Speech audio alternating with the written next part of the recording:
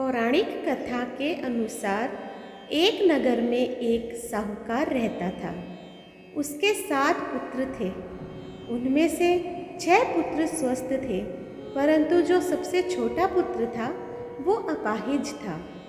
साथ ही उसका चरित्र भी खराब था। उसे वेश्यागमन की लत भी थी। एक वेश्या पर आसक्त होकर उसने अपना सारा धन उस पर लुटा दिया था। उसकी आर्थिक स्थिति बहुत खराब हो गई थी और उसके घर में खाने के भी लाले पड़ गए थे। उसके बाकी सभी भाई अपने परिवार के साथ सुखपूर्वक रहते थे, परंतु उसके इस बुरे शौक के कारण कोई भी उससे मतलब नहीं रखता था।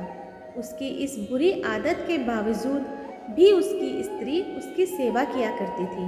उसकी पत्नी बहुत ही सुशील और पतिव्रता नारी थी। वो पति को परमेश्वर मानकर उसकी हर बात मानती थी।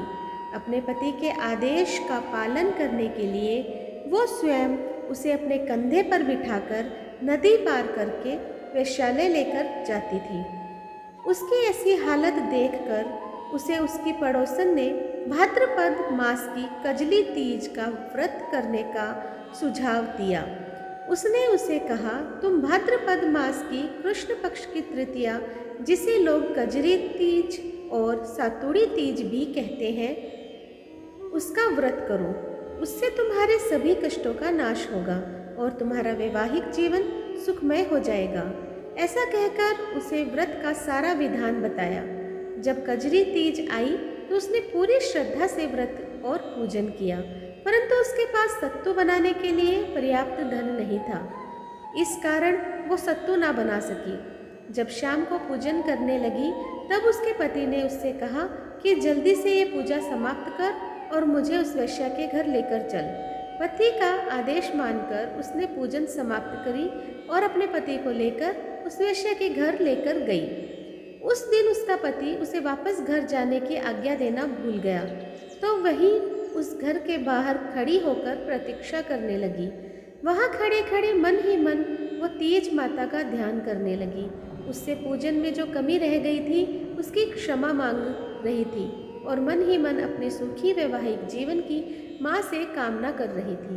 वो अपने विचारों में खोई हुई थी। तभी मूसलाधार बारिश शुरू हो गई और जो नदी पार करके वो आई थी उसमें पानी का स्तर बढ़ने लगा।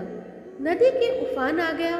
तभी उसे एक आकाशवाणी सुनाई दी, आवतारी जावतारी दोना खोल के पी, पिया पियारी होए।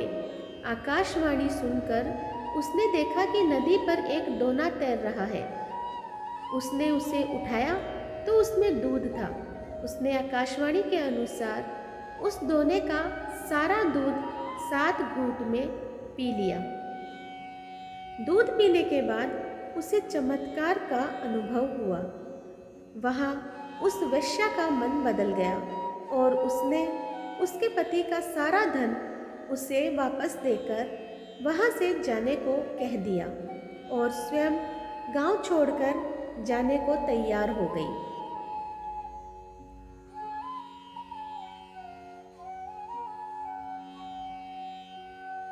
वो पत्नी अपने पति को लेकर अपने घर आ गई। इसके बाद से उसके जीवन में सब कुछ सकारात्मक होने लगा।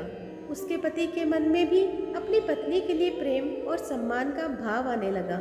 उसने वेश्यागमन का विचार छोड़ दिया और अपनी पत्नी के साथ प्रेम से रहने लगा। अपनी सभी बुरी आदतों को उसने त्याग दिया। तीज माता की कृपा से उसका शरीर भी स्वस्थ हो गया और वो दोनों सुख से एक साथ रहने लगे। उससे इस व्रत के विषय में जानकर कई स्त्रियों ने कजरी तीज का व्रत करना आरंभ कर दिया और वो स्वयं भी हर वर्ष कजरी तीज अर्थात सातुड़ी तीज का व्रत पूरे विधि विधान से करती है। जय तीज माता की। तो दोस्तों, आज मैंने आप लोगों के सामने सातुड़ी तीज की पौराणिक व्रत कथा प्रस्तुत की है। आप लोगों को कैसी लगी मुझे कमेंट बॉक्स में ज़रूर बताइएगा। जो लोग मेरे चैनल पे नए हैं प्लीज़ सब्सक्राइब कर दीजिए, लाइक कीजिए और शेयर कीजिए अपने दोस्तों और परिवार में, और इसी तरह मेरा सहयोग करते रहें। धन्यवाद।